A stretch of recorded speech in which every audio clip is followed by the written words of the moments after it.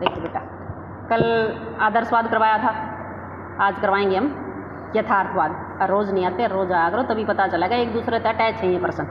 अब आदर्शवाद पढ़ रहे होते ना तो तुम्हें यथार्थवाद जल्दी से समझ में आ जाता। अब जिन्होंने आदर्शवाद नहीं पढ़ा वो यथार्थवाद में बिछड़े रहेंगे, तो ध्यान से देखा करो और रोज़ आया करो। देखो भी, यथार्थवादी विचारधारा का प्रयोग राजनीतिक व्यवस्था को समझने के लिए बहुत प्राचीन समय से चला आ रहा है। 18वीं और 19वीं सदी में, विशेष तौर पर 19वीं सदी में नीत्शे और ट्रॉट्स्की ने इसको अपनाया था। हैरोल्ड लासवल और डेविड ईस्टन ने भी इस पर काफ़ी बल दिया। हैरोल्ड लासवल के अनुसार राजनीति प्रभाव और प्रभावकारी का अध्ययन है। मैकियावेली का समूचा दर्शन यथार्थवादी चिंतन की आधारशिला प्रस्तुत करता है। फिर भी अंतर्राष्ट्रीय राजनीति में यथार्थवाद का पुनरुत्थान द्वितीय विश्व युद्ध के पश्चात स्वीकार किया जाता है।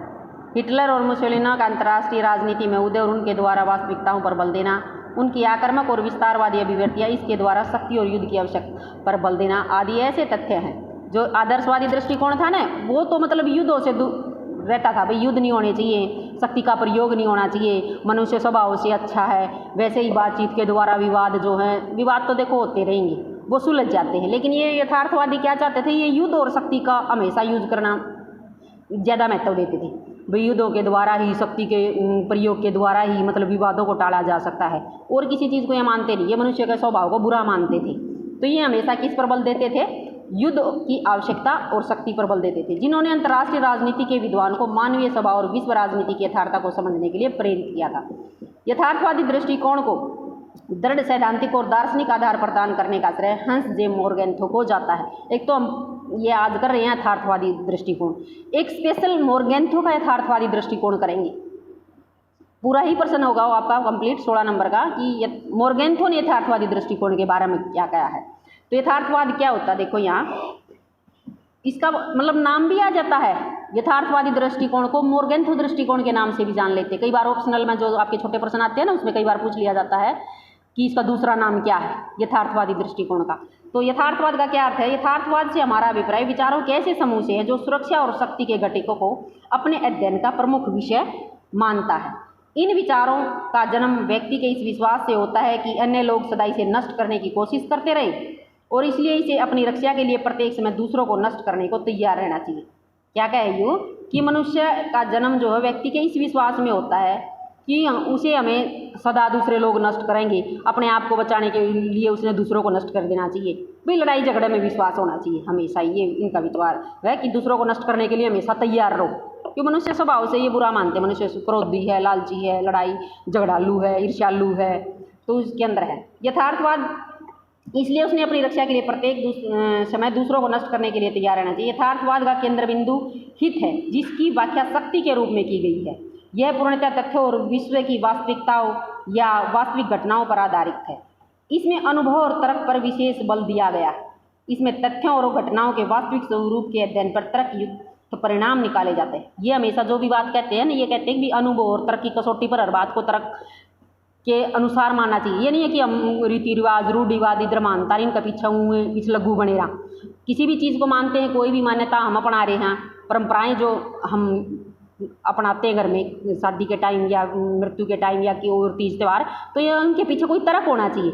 ये नहीं कि हम उनके भाई हमारे बड़े करते आ रहे थे हम भी करते रह रहे। ये हमेशा किसी भी बात को जो है अनुभव और तर्क की कसौटी पर खरा उतरने के बाद मानते हैं। भी हमेशा तथ्य होने चाहिए, कोई भी बात मानने के पीछे आंकड़े होने चाहिए, घटनाओं की वास्तविक जानकारी हमारे पास होनी चाहिए, तो उसके वास्तविक स्वरूप के अध्ययन पर बल देते थे। इसलिए इसे राजनीति यथार्थवाद का या शक्ति दृष्टिकोण भी कहा जाता है। जानज हर्ज के मतानुसार यथार्थवाद विचारों का वह समूह है जो सुरक्षा व शक्ति के घटकों को अपनी चिंतन सामग्री मानता है। यह दृष्टिकोण पूर्णतः यथार्थ तथ्यों व विश्व की वास्तविकताओं पर आधारित होता है। ये हमेशा तथ्यों पर बल देता है और वास्तविकताओं पर, घटनाओं की वास्तविक स्थिति क्या है उसके ऊपर बल देता था, जिसमें पूर्व निश्चित मान्यताओं व अमूर्त आदर्शों का कोई स्थान नहीं था। भी जो प्राचीन मान्यताएं हैं ना, रूढ़िवादी विचारधाराएं हैं, उनका कोई स्थान नहीं था। जो भी आदर्श हैं या मान्यताएं हैं, रीति रिवाज हैं प्राचीन, उनको ये नहीं मानता था। ये हमेशा तथ्यों पर, वास्तविकता पर आधारित, तर्क और अनुभव पर आधारित ही बातों को पसंद करता था। संक्षेप में, यथार्थवाद अंतर्राष्ट्रीय राजनीति में एक शाश्वत तथ्य के रूप में विरोध, संघर्ष और शक्ति का प्रयोग करता है, जिसे अंतर्राष्ट्रीय कानून तथा संस्था द्वारा नियंत्रित नहीं किया जा सकता। इसलिए कूटनीति की चुनौती यही है कि ऐसे साधनों को विकसित किया जाए ताकि शक्ति संघर्षों में सफलता प्राप्त की जाए। ये इसमें जो भी नीचे समर्थक दे रखे हैं इनमें से कोई भी आप समर्थक याद कर लियो, क्योंकि कई बार ऑप्शन में पूछ लेते हैं कि मोर्गेंथो या यथार्थवाद का जो सिद्धांत है उसके समर्थक कौन कौन थे। कोई भी 4 ऑप्शन आपको नीचे देंगे, उनमें से कोई आपको देखना होगा, तो आपको याद होने चाहिए ये जो नीचे इसके समर्थक हैं इनके नाम याद होने चाहिए भी। आदर्शवाद के समर्थक कौन थे, यथार्थवाद के समर्थक कौन थे, तो जब इनके नाम याद होंगे ना तभी तो फिर आप ऑप्शन में उसका आंसर दे पाओगे। तो इसकी मुख्य विशेषताएं क्या है, देखो यथार्थवादी दृष्टिकोण की मुख्य विशेषताएं। इसमें सबसे फर्स्ट है हमारी राज्यों के विरोध व संघर्ष का अध्ययन। इसमें क्या अध्ययन करता है ये यथार्थवादी दृष्टिकोण में? पूर्णतः राज्यों के विरोध और संघर्ष का अध्ययन किया जाता है। यथार्थवादियों का मूल विचार है कि राज्यों के परस्पर विरोधी हित होते हैं जो कि परस्पर टकराते रहते। ये हम पिछले लेसन में भी करके आए थे फर्स्ट में भी, कैसे एक राज्य के एक देश के दूसरे देश से हित टकराते हैं और उन हितों के ऊपर ही विवाद खड़े होते हैं या झगड़े होते हैं, संघर्ष होते हैं दो देशों के बीच में। हित ही तो टकराते हैं। जैसे अपना और पाकिस्तान का कश्मीर मुद्दे के ऊपर है, हम अपना कश्मीर को अपना मानते हैं, वो अपना मानते हैं। चीन का और अपना सीमा विवाद है वो भी, ये हमारे हित ही तो टकरा रहे हैं एक देश के साथ दूसरे देश के साथ। इसलिए उनके मध्य विरोध व संघर्ष किसी न किसी रूप में हमेशा विद्यमान रहता है, हमेशा रहता है ना। दो देश जब हित टकराएंगे तो संघर्ष रहेगा, वो हमेशा जारी रहता है जब तक हल नहीं होते विवाद। यथार्थवादी इस विरोध और संघर्ष को अंतर्राष्ट्रीय संबंधों में एक शाश्वत नियम के रूप में देखते। शाश्वत होता सदा रहने वाला, भाई ये तो अंतर्राष्ट्रीय संबंधों में विरोध और संघर्ष तो हमेशा शाश्वत नियम के रूप में देखते हैं, न कि अंतर्राष्ट्रीय राजनीति की आकस्मिक घटनाओं के रूप में। भी अचानक होने वाली घटनाएं नहीं है, ये विरोध और संघर्ष तो हमेशा से चलते आ रहे हैं। दूसरे शब्दों में राष्ट्रों में विभिन्न समस्याओं के कारण हर समय होड़ लगी रहती है। भी वो उसका अमीर होना चाहे, वो उसका शक्तिशाली होना चाहे, वो उसका शक्तिशाली, होड़ लगी रहती है। और इस होड़ को अंतर्राष्ट्रीय कानून या सरकार द्वारा नियंत्रित नहीं किया जा सकता। कोई भी अंतर्राष्ट्रीय कानून है, यूएनओ जैसे ये अपने एक सबसे बड़ी इंटरनेशनल ऑर्गेनाइजेशन संगठन जो है, ये कह रहा है कि उसके द्वारा भी नियंत्रित नहीं होता। इसलिए राजनीति और राष्ट्र नेतृत्व का मुख्य कार्य शक्ति के विरोध में संघर्ष पर विजय प्राप्त करना है। और यह तभी संभव हो सकता है जब यदि शक्ति संतुलन को अपने पक्ष में बनाया जा सके। बीच ज़्यादा से ज़्यादा शक्ति अर्जित कर लो, इनका मतलब कहने का यही है कि तभी किसी प्रकार के विरोध का संघर्ष का सामना कर सकते हैं। और उसके लिए हमें शक्ति संतुलन को अपने पक्ष में करना होगा, शक्ति अपनी बढ़ानी होगी। संतुलन की स्थापना करके ही संघर्ष को कुछ समय के लिए टाला जा सकता है। जैसे पाकिस्तान ने, चीन ने परमाणु बम बनाए तो हमने भी बना लिए, तो हम उनका बराबर हो गए ना शक्ति संतुलन में। तो युद्ध नहीं हो रहा अब तक हमारे बीच में, वरना तो चीन ने भी युद्ध किया था 1962 में, पाकिस्तान ने भी 65 और 71 में किए थे। क्यों? क्योंकि जब तक हम बैलेंस में नहीं थे। चीन ने तो हमें हरा ही दिया था, पाकिस्तान को हमने हरा दिया था। तो ये कहे कि शक्ति संतुलन करके कुछ समय तो संघर्ष और विवाद को टाला जा सकता है। इस दृष्टि से विरोध और संघर्ष निरंतर विभिन्न राज्यों की राजनीति को प्रभावित करते रहते हैं ना। संघर्ष और विवाद हैं जो एक राज्य, एक देश को दूसरे देश को हमेशा प्रभावित करते हैं। दूसरा, शक्ति का अध्ययन। यथार्थवादी दृष्टिकोण शक्ति को अंतर्राष्ट्रीय राजनीति का केंद्र बिंदु मानते हुए इसके अध्ययन पर बल देते हैं। ये हमेशा शक्ति के इर्द गिर्द ही घूमता है यथार्थवादी दृष्टिकोण। शक्ति मतलब मेन इनका वो है कि शक्ति के द्वारा ही सब कुछ संभव है। चाहे हित टकरा रहे हैं, चाहे विरोध हो रहा है, चाहे संघर्ष हो रहा है, चाहे हमें और भी ज़्यादा शक्तिशाली होना, तो शक्ति के द्वारा ही होगा सब कुछ। सन 1945 के बाद अंतर्राष्ट्रीय राजनीति के विद्वान, जिसमें मुख्यतः E.H. Carr, George Schwarzenberger, Quincy Wright Morgenthau आदि शामिल हैं, ने इसे शक्ति संतुलन संकल्पना के अध्ययन के रूप में प्रस्तुत किया है। यद्यपि अंतर्राष्ट्रीय राजनीति में शक्ति की भूमिका को लेकर इन विद्वानों में मतभेद है, परंतु सभी विद्वान शक्ति को अंतर्राष्ट्रीय राजनीति का मुख्य तत्व मानते हैं। ये फर्स्ट लेसन में हम करके आए थे, अंतर्राष्ट्रीय राजनीति के तत्व करे थे ना, उसमें बार बार शक्ति का ही बोलबाला था, तो इसमें शक्ति मुख्य तत्व। मोर्गेंथो ने अपने विचारों में शक्ति को मुख्य स्थान दिया है और वह अंतर्राष्ट्रीय राजनीति का मूल आधार शक्ति को ही मानता है। मोर्गेंथो के शब्दों में राष्ट्रों के मध्य शक्ति के लिए संघर्ष और उसका प्रयोग अंतर्राष्ट्रीय राजनीति कहलाता है। ये परिभाषा भी आ सकती है, ये किसने कही थी ऑप्शनल में। मोर्गेंथो की ये विचारधारा मेन है, ये भी राष्ट्रों के मध्य शक्ति के लिए संघर्ष और उसका प्रयोग अंतर्राष्ट्रीय राजनीति कहलाता। यथार्थवादी इस बात को स्वयं सिद्ध मानते कि राज्य सदैव अपनी शक्ति को बढ़ाने के प्रयत्न करने लगे करते हैं ना। हमेशा हर देश का यही कोशिश रहती है कि मैं शक्तिशाली हूँ, ज़्यादा से ज़्यादा पावर हासिल करूँ। इसलिए वह शक्ति को साधन भी मानते हैं और साध्य भी। पीछे पढ़ा था ना, भी शक्ति ही साध्य है और शक्ति ही साधन है। शक्ति के लिए संघर्ष कर रहे हैं, पावरफुल होने के लिए संघर्ष कर रहे हैं। और संघर्ष किसके द्वारा कर रहे हैं? पावरफुल, हाँ शक्ति हमारे पास, तभी तो संघर्ष कर रहे हैं। शक्ति के द्वारा शक्ति अर्जित करना, शक्ति ही साधन है और शक्ति ही साध्य है। शक्ति के द्वारा शक्ति हासिल कर रहे हैं, लक्ष्य भी शक्ति है और साधन भी शक्ति है। तीसरा हमारा तर्क और अनुभव पर बल। यथार्थवादी अनुभव और तर्क पर आधारित विचार है। इसमें तथ्यों और घटनाओं के वास्तविक स्वरूप के अध्ययन के पश्चात तर्क संगत निष्कर्ष निकाले जा सकते हैं। भी जो भी घटनाएं होती हैं, जो भी तथ्य हैं, उनका अध्ययन करेंगे। अध्ययन करने के बाद ही तर्क संगत निष्कर्ष निकलता है। दोनों का अगर तर्क और अनुभव की कसौटी पर भी तथ्य होंगे, आंकड़े होंगे, जब तो अपन निष्कर्ष निकाल लाएंगे भी कहना देश की जनसंख्या इतनी बढ़ रही, इतने पुरुष इतने हुआ। जब हमारे पास आंकड़े ही नहीं हैं, आंकड़े होंगे, आंकड़े पढ़े हमने, फिर निष्कर्ष निकाले भी कितने प्रतिशत जनसंख्या बढ़ी है, कितने प्रतिशत पुरुषों की बढ़ी, कितने प्रतिशत महिलाओं की बढ़ी है। जब आंकड़े और तथ्य और वास्तविक तथ्य हमारे पास होंगे, उसके बाद ही मतलब तर्क निष्कर्ष निकलते हैं। यथार्थवाद के अनुसार वाद तथ्यों के उचित मूल्यांकन के पश्चात उसमें तर्क संगत अर्थों को खोजने की प्रक्रिया है।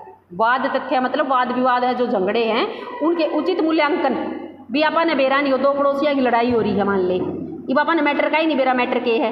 जब अपन दोनों करने की सुन लेंगे, उनकी भी सुन ली, उनकी भी सुन ली, फिर अपन निष्कर्ष पर नहीं निकलांगे ना बेबे उनकी गलती है, वो ठीक है। तो किसी भी घटना के तथ्यों को जानने के बाद तर्क संगत अर्थ निकालना, तर्क और अनुभव की कसौटी पर किसी विवाद को परखना, ये इस बात पर बल देते थे कि तर्क और अनुभव पर बल दो। ऐसे नहीं किसी बिना तथ्य पढ़े, बिना आंकड़े पढ़े या बिना वास्तविकता को जाने हम कोई भी निर्णय दे देंगे। निर्णय तब दो जब किसी भी तथ्य को, किसी भी वास्तविक घटना का हमने पूर्ण तरह मूल्यांकन कर लिया है, जांच कर ली है। जांच करने के बाद ही कोई बात बोलनी चाहिए हमें। किसी भी राष्ट्र की राष्ट्र नीति का पूरा अभ्यास उस राज्य की राजनीतिक गतिविधियों, कार्यकलाप और घटनाओं के विश्लेषण से संभव है, परंतु केवल तथ्यों का विश्लेषण पर्याप्त नहीं है। भी अकेले आंकड़े जाने से भी बात नहीं चलती। वास्तविक मूल्यांकन जब करांगे, आप घटना स्थल पर जावांगे, कहीं घटना घट रही है, आप आंखों देखी भी तो कुछ होता है ना, भी हमने आंखों देखा है। अकेले आंकड़े इसके कहने से क्या होगा भी, ऐसे तो कागजी कार्रवाई कोई भी कर लेगा, कागजों में लिखने से क्या होता है, हमने अपनी आंखों से देखा है। तो ये नो कहें उचित मूल्यांकन उसके क्रियाकलाप और घटनाक्रम के विश्लेषण से भी संभव है। भी कैसे घटना घटी है, किसने पहले छेड़खानी करी है, किसका किसी परिवारों में विवाद हो रहा है, तो देखेंगे ना भाई पहले उसने छेड़ा था वो तो ठीक खड़ा, ऐसे बोलते हैं ना। ऐसे कहने से क्या होगा, पुलिस में लिखवा दिया जाकर ना भाई मेरा मारा, चाहे मारा पहले खुद न हो। तो नु कहें भाई अकेले तथ्यों से भी काम नहीं चलता, वास्तविक घटनाओं का मूल्यांकन भी करना पड़ता है। नेक्स्ट हमारा राष्ट्रहित का अध्ययन। यथार्थवादी ने अंतर्राष्ट्रीय राजनीति में राष्ट्रहित के अध्ययन पर बल दिया है। मोर्गेंथो के अनुसार अंतर्राष्ट्रीय राजनीति की मुख्य कुंजी राष्ट्रहित है। ये फर्स्ट लेसन में हमने पढ़ा था, बार बार शक्ति और राष्ट्रहित ही घूम रहे थे, उन्हीं के इर्द गिर्द हमारे पर करते और तत्व घूम रहे थे। तो वो यही है, भी यहाँ भी वही है, भी राष्ट्रहित का अध्ययन करना है, जिसे केवल शक्ति के संदर्भ में ही देखा जा सकता है। राष्ट्रहित भी क्या है, शक्ति हासिल करना, पावरफुल होना, मेन लक्ष्य अपना यही होता है ना, भी हम ज़्यादा से ज़्यादा पावरफुल हो। तो सब राष्ट्रहित जो है वो शक्ति के चारों तरफ घूम रहा है, शक्ति के रूप में ही घूम रहा है। इसी दृष्टिकोण की यह मान्यता है कि शक्ति के द्वारा ही राष्ट्रहित की रक्षा की जा सकती है। अगर हमारे राष्ट्रहित कब सुरक्षित है, अगर हम पावरफुल होंगे तो। अगर हमारे पड़ोसी हमसे ज़्यादा पावरफुल हो तो कभी भी हमारे राष्ट्रहित को नुकसान पहुंचा सकते हैं। अगर हम उनसे पावरफुल हैं तो हमारे राष्ट्रहित को कोई नुकसान नहीं पहुंचा सकता। तो राष्ट्रहित की रक्षा कैसे होगी, शक्ति के द्वारा ही, शक्ति के द्वारा ही राष्ट्रहित की रक्षा होती है। इसी क्योंकि यथार्थवादी दृष्टिकोण शक्ति को अंतर्राष्ट्रीय राजनीति का केंद्र बिंदु मानते हैं। ये तो अंतर्राष्ट्रीय राजनीति के केंद्र किसके है बीच में, इनमें शक्ति। अंतर्राष्ट्रीय राजनीति का केंद्र बिंदु क्या हुआ, शक्ति की, शक्ति के तरफ ही अंतर्राष्ट्रीय राजनीति घूम रही है, उसी मेन मुद्दा वही है। प्रत्येक राष्ट्र अपने राष्ट्रहितों को सम्मुख रखकर ही अंतर्राष्ट्रीय राजनीति में अपनी भूमिका का निर्वहन करता है। भी अपने राष्ट्रहित देखो, कहीं भी कोई भी हम किसी भी सम्मेलन में जाते हैं, हम बहुत से गुटों के सदस्य बने हुए हैं, यहाँ यूएनओ में जा रहे हैं। अब हमने अगस्त में अपनी उसकी अध्यक्षता की थी। यूएनओ का जो सुरक्षा परिषद है उसके वैसे तो 5 स्थायी देश और 10 अस्थायी देश हैं। आगे पूरा जो सेकंड सेम पढ़ेंगे हम, यूएनओ के ऊपर ही पढ़ेंगे। तो अब की बार हम उसके अस्थायी अध्यक्ष बने हुए हैं, अस्थायी सदस्य बने हुए हैं। जो 10 अस्थायी होते हैं ना, उनमें हम भी यहाँ हम अब पीछे से इसके जनवरी में इसके अस्थायी सदस्य बन गए। 2 साल के लिए बनते हैं अस्थायी सदस्य, जो 10 हैं, 5 तो स्थायी हैं। तो उसमें हमें पूरा अगस्त में महीने में हमने यूएनओ की जो सुरक्षा परिषद की बैठक होती है 1 महीने, उसकी कार्रवाई मोदी जी ने अध्यक्षता की है उसकी। क्यों? क्योंकि देखो हमारा राष्ट्रहित था, हमने विश्व पटल पर सबके सामने आना था। भी हम भी अस्थायी सदस्य होते हुए भी यूएनओ 1 महीने के लिए संभाल ली हमने, उसकी बैठकों की अध्यक्षता कर दी। तो अपने कोई भी कार्रवाई कहीं भी हम कर रहे हैं, किसी भी देश के साथ कोई भी संबंध संधि समझौते कर रहे हैं, तो अपने राष्ट्रहितों को ध्यान में रखकर कर रहे हैं। कहीं ना कहीं से उसमें हमारे कोई ना कोई राष्ट्रहित होता है, तभी हम किसी न किसी देश के साथ संधि समझौते करते हैं ना। तो यही बात है कि हर जगह हर बात के लिए राष्ट्रहित को सम्मुख रखा जाता है। राष्ट्रहित को नुकसान पहुंचाकर हम किसी देश के साथ कोई संधि समझौता थोड़ा नहीं कराएंगे, नहीं करेंगे ना। तो इन तथ्यों राज्यों के साथ ही उन्होंने अपने संबंध बनाता है जिससे उसके राष्ट्रहितों की पूर्ति होती है। भाई आप अपने संबंध मैत्रीपूर्ण संबंध उन्हीं देशों के साथ मिलेंगे जिनसे हमारे राष्ट्रहित पूरे हो रहे हैं। जहाँ जहाँ भी हम संधि समझौते करेंगे मैत्रीपूर्ण राष्ट्रों के साथ ही करेंगे, उन्हीं के साथ अपने संबंध बढ़ाएंगे। कहीं कुछ लेकर आ रहे हैं, कहीं कुछ देकर आ रहे हैं, हमारे ज़्यादा तो हम निर्यात कर रहे हैं, हमारा कम है तो हम आयात कर रहे हैं। कहीं ना कहीं हम अपने राष्ट्रहितों की पूर्ति कर रहे होते हैं किसी भी देश के साथ संबंध बनाते वक्त। तथा ऐसे राष्ट्र से अपने संबंध बनाने से बचता है जिससे उसके हित टकराते हों। उस दुश्मन देश से आप क्यों मिलेंगे जहाँ हमारे हितों को नुकसान पहुँचागा, उनसे तो हम संबंध बनाने से बचेंगे ना। नुका अगर निर्भाग पड़ोसी तो दूर रहना अच्छा है। तो ऐसे जो हमारे निर्भाग पड़ोसी हैं, देश हैं, उनसे हम दूरी रहते हैं क्योंकि वो हमें कभी ना कभी नुकसान पहुँचा सकते हैं। ये आप देश के साथ लगा लो, अपने अड़ोस पड़ोस के साथ लगा लो, जहाँ हमारे राष्ट्रहित या हमारे किसी भी प्रकार का हित को नुकसान पहुँचेगा वहाँ हम संबंध बनाने से बचेंगे हमेशा ही। अपने राष्ट्रहितों की पूर्ति के लिए राष्ट्र शक्ति का प्रयोग करने से भी नहीं हिचकिचाते। भी हमें अगर कहीं पावरफुल हम जैसे पाकिस्तान हमारे साथ कई बार टकराव करता है तो हमें अपनी शक्ति का प्रदर्शन करना पड़ता है ना। भी उनके आतंकवादी हमला हो गया तो हमने भी उनका जाकर उनके मार गिराने पड़ते हैं, चाहे सैनिक मरो चाहे आतंकवादी मरो, और सर्जिकल स्ट्राइक वगैरह करनी पड़ती हैं। तो शक्ति का भी यूज करना पड़ता है हमें अपने राष्ट्रहितों को बचाने के लिए। अगर शक्ति का प्रयोग करना पड़े तो कोई भी देश चाहता नहीं है अपना नुकसान पहुंचाए और पावरफुल होते हुए भी हाथ बंधे बैठे रहे, ऐसा तो गलत है ना। अगर हम पावरफुल, हाँ कोई हमें थप्पड़ मार रहा है और हम भी उसको मारने के मैं सक्षम हार फिर भी हाथ बांधे खड़े रहा तो गलत है। एक मारे तो दो मारने, है ना। तो तभी हमारे राष्ट्रहित बचेंगे ना, यह हमारा पर्सनल हित है। यथार्थवादी दृष्टिकोण इस बात पर बल देता है कि विदेश नीति संबंधी निर्णय राष्ट्रहित के आधार पर लिए जाने चाहिए। ये पीछे भी आया था कि विदेश नीति बनाते समय हम ये देखते हैं कि कितने राष्ट्रहित पूरे हुए तो कोई विदेश नीति सफल होगी। अगर हमारे राष्ट्रहित सफल नहीं मिल रहे हमें किसी विदेश नीति से तो वह विदेश नीति असफल होगी। तो कोई भी विदेश नीति बनाते समय अपने अपने राष्ट्रहित को ध्यान में रखना चाहिए, न कि नैतिक सिद्धांतों और भावनात्मक मान्यताओं के आधार पर। भाई हम किसी के साथ भावना में बहकर कोई रिश्ता नहीं बनाना चाहिए, है ना। भावना में बह गए तो फिर हमें नुकसान ही मिलेगा, भावना में नहीं बहना चाहिए। फिर है नेक्स्ट हमारा अंतर्राष्ट्रीय संबंधों का अध्ययन।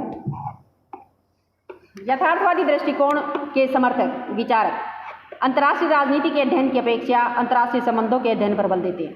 अंतर्राष्ट्रीय राजनीति में यह विचार 1945 के बाद काफ़ी तेजी से विकसित हुआ है। इसका मुख्य कारण यह था कि द्वितीय विश्व युद्ध के पश्चात एशिया, अफ्रीका और लैटिन अमेरिका के सैकड़ों देश स्वतंत्र हुए। ये मैंने भी बताया था कि तीसरी दुनिया के देश थे, है ना, नव स्वतंत्र देश थे। इनको नव स्वतंत्र देश भी कहते हैं, तीसरी दुनिया के देश भी कहते हैं। जो 1945 के बाद जब दूसरा विश्व युद्ध खत्म हुआ था और आज़ाद हुए थे, तो इन देशों ने स्वतंत्रता प्राप्ति के पश्चात दोनों विपरीत विचारधाराओं वाली महाशक्तियाँ अमेरिका और सोवियत संघ के साथ जहाँ अपने संबंध स्थापित किए, वहीं गुट निरपेक्ष रहकर भी ना तो ये उस गुट में शामिल, दो गुट बन गए थे ना, एक साम्यवादी गुट था, एक पूंजीवादी गुट था। तो ये कोई से गुट में भी शामिल नहीं हुए, ना उस गुट में हुए ना उस गुट में। थोड़े थोड़े इनके साथ रिलेशन मीठे भी बनाए रखे, इनसे भी नहीं कटे, बिल्कुल भी इनके साथ दुश्मनी मोल ले लियो। और जो गुट निरपेक्ष भी रह गए। तीसरे दुनिया के देश थे, उन्होंने गुट निरपेक्ष आंदोलन चलाया। गुट निरपेक्ष का मतलब होता है ना उस गुट में शामिल ना उस गुट, अलगाववाद की नीति अपना ली थी, भी हम अलग ही रहेंगे इन दोनों गुटों से।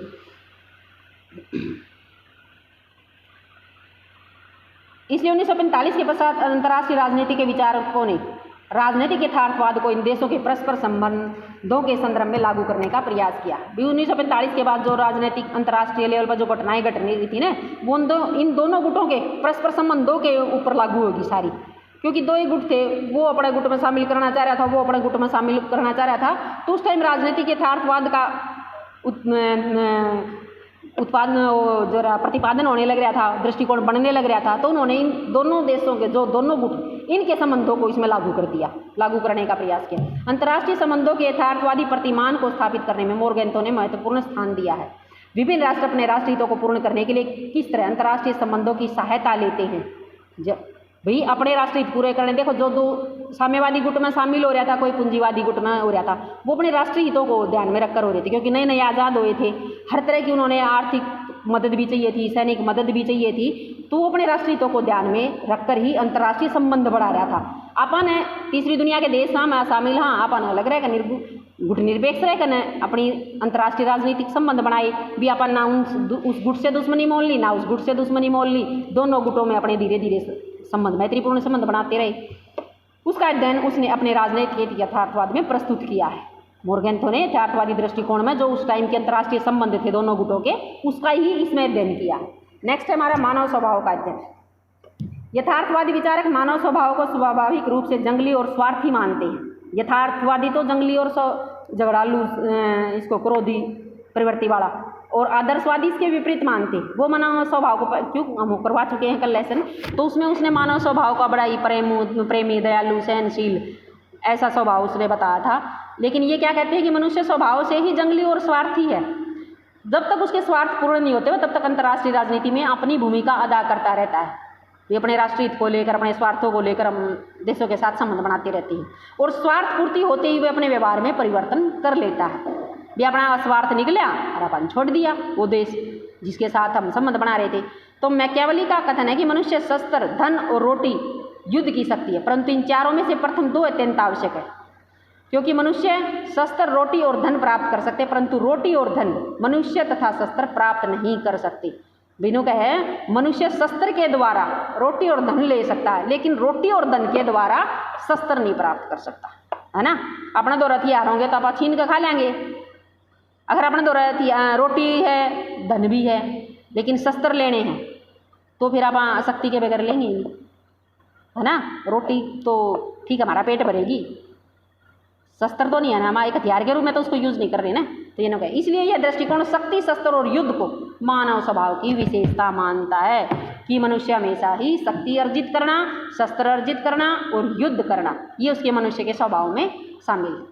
मोरगेंथो के शब्दों में उनका सिद्धांत यथार्थवादी इसलिए होता है कि वह मानव स्वभाव को उसके यथार्थ में देखते हैं और जो इतिहास में अनादिकाल से बार बार परिलक्षित होता है। इस तरह स्पष्ट है कि यथार्थवादी मानव के स्वाभाविक स्वरूप की अपेक्षा उसके यथार्थ स्वरूप का वर्णन अपने अध्ययन में करते हैं, जो कि शक्ति की लालसा करता है। वे मनुष्य का असली स्वभाव तो क्या है, हमेशा शक्ति की इच्छा रखना, शक्ति बढ़ाना। मोरगेंथो शक्ति का अर्थ मनुष्य का अन्य मनुष्यों के मस्तिष्क और क्रियाओं पर नियंत्रण को मांगता है।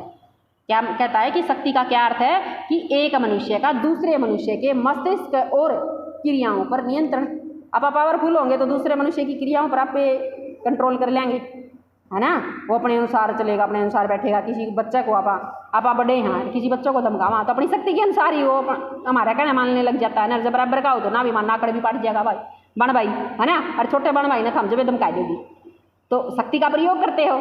ये शक्ति का क्या अर्थ है कि एक मनुष्य द्वारा दूसरे मनुष्य की अंतर्क्रियाओं पर, मस्तिष्क पर कंट्रोल करना, नियंत्रित करना। नेक्स्ट है हमारा यथार्थवाद का सैद्धांतिक आधार।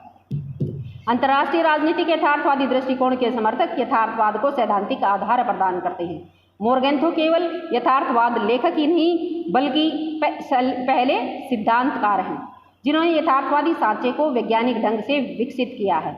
इसलिए कुछ लोगों ने मोरगेंथो और यथार्थवाद को एक दूसरे का पर्यायवाची माना है। भी मोरगेंथोवाद कह लो या यथार्थवाद कह लो, बात एक के है।